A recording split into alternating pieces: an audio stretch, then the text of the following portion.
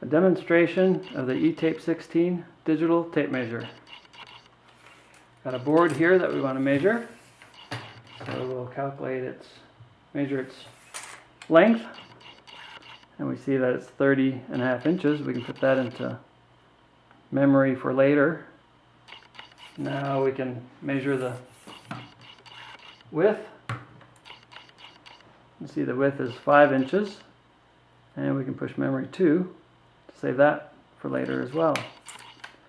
Now if we have an inside measurement to do, we can use the inside-outside function.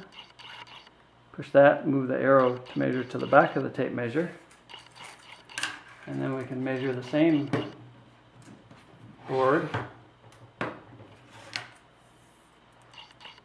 using the back of the tape measure, which is 30.5 inches, which is correct.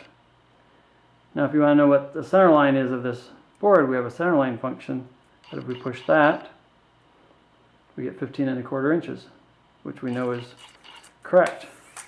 Now, another useful feature is the re-zero function. So we've got my center line here, 15.25 inches that I cut previously. And if I push the re-zero function, I can now measure from that point forward any measurement that I want. In this case, I'll measure to the end of our board, and it's 15.25 inches. So I know that that is the center line. Now if we take the re-zero off, and we want to recall what we had measured without having written anything down, we can see that our width was 5 inches, and our length was 30.5. And we can also use many different units. We've got the unit function here, so we've got total inches, and this is decimal inches. We have decimal feet, and we have metric in centimeters, and we have feet in inches.